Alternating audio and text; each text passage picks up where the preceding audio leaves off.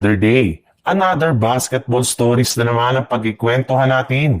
At ngayon nga yung pag-uusapan natin ang balitang paggawa na ng Los Angeles Lakers ng blockbuster trade. At ang balitang makakabuo na nga daw ang Golden State Warriors ng bagong Big Three.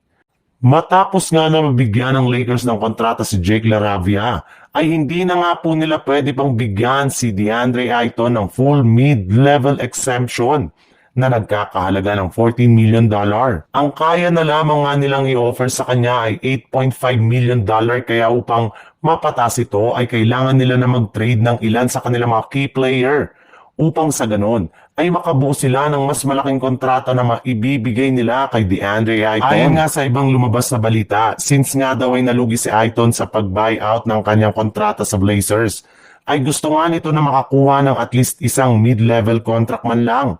At kung sakali man nga na hindi ito maa-afford ng Lakers ay posible nga na maaagawan pa sila ng ibang kupunan katulad ng Milwaukee Bucks. At kung sakali man nga na mabigo sila sa pagkuha sa kanya ay may nakahanda na nga silang trade para makakuha ng bagong big man na maipangpapalit kay Ayton kagaya na lang ni Wendell Carter Jr. ng Orlando Magic na kasalukuyang kinakausap nila sa isang trade negotiation. At kapag naisakatuparan nila ito ay maaari nga na magkaroon na ang Lakers ng bagong sentro. Sa ibang balita naman, simula lamang nga ng kumalat ang balita na official na ini-wave ng Milwaukee Bucks ang kanilang point guard na si Damian Lillard, ay marami na nga sa mga fans ang nagalit dahil nagpapatunay lamang nga ito na wala talagang loyalty ang mga NBA teams sa kanilang mga players. Ngunit ayon rin naman nga sa lumabas na balita, wala rin naman nga daw pong sama ng loob si Lillard sa ginawa ng kanyang dating kupunan. Marami rin naman nga mga teams ang nagkaka-interes sa pagkuha sa kanyang serbisyo kahit man may iniinda siyang malaking injury. At isa nga sa mga pinakamalaking kupunan na plano siyang kunin ay ang Golden State Warriors na balak itong itandem kay Stephen Curry sa kanilang backcourt at makabuo sila ng trio kasama si Jimmy Butler. Ayon nga sa isang mga analyst, meron rin naman nga daw pong pros at cons kung kukunin nila si Lillard ngayon. Umpisahan nga natin yan.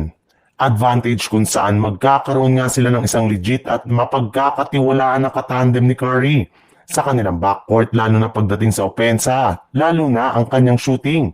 In fact, kayang-kaya pa rin naman nga nito na magtala ng malaking puntos na magagamit ng Warriors para ma-outplay ang kanilang kalaban.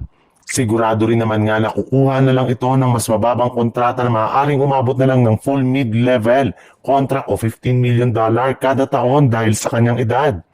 Ngunit sa kabila nga niyan, ay magkakaroon pa rin naman nga ito ng disadvantage sa team since kakailanganin muna nga nila na maghintay ng at least isang taon bago ito makapaglaro sa kanilang lineup. Isa pa, kung magsama man si Curry at Damian Lillard ay magiging problema lamang ito ng team dahil parehas lamang ito na walang depensa na siguradong pupuntiryahin ang kanilang mga kalaban.